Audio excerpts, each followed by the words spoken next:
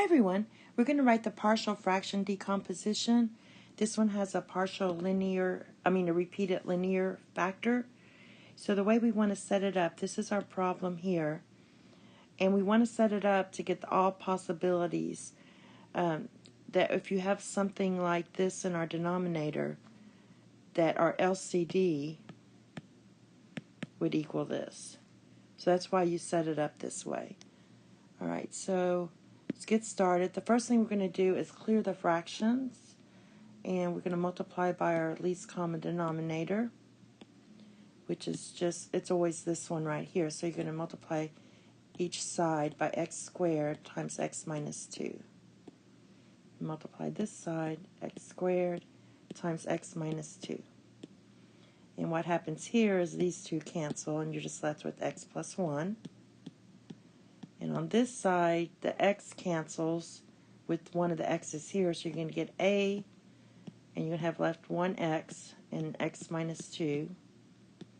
For the b squared, the x squares cancel, so you're left with b and just x minus 2. And for c, this cancels, and you're just left with x squared. So c times x squared. Now, we try to eliminate as much as we can and solve for x. So let's start with, you can start with anything, but if we start with 0, so we let x equal 0, what's going to happen, it's going to eliminate the c. It also will eliminate the a, because when you have the 0 there, so we'll have 0 plus 1 equals a times 0 minus 2 plus b times 0 minus 2 plus c times 0 squared. So what happens is it eliminates the a and the c here. So we get 1 equals negative 2b. Therefore, b equals negative 1/2. Right there. B equals negative 1/2. So now, let's try another one. Let's let x equals 2. And when you plug that in, you're going to get 2 plus 1 for my x equals a times 2 times 2 minus 2. If you can see why we picked 2, is because that's going to make that 0. Then you're going to get plus b times 2 minus 2. And then you're going to get c and 2 squared. So what happens is this is going to be 0, so that knocks this whole thing out. Clearly this is 0, so you're going to get 3 equals 4c. So therefore c equals 3 over 4, 3/4. Alright, now let's try x equals 1. Just do it here. So we get x equals 1, and you plug all that in, you're going to get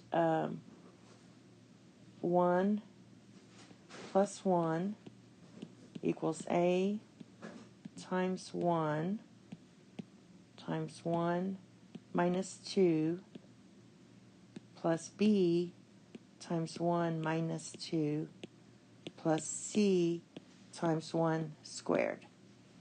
So what we get is 2 equals negative a minus b plus c.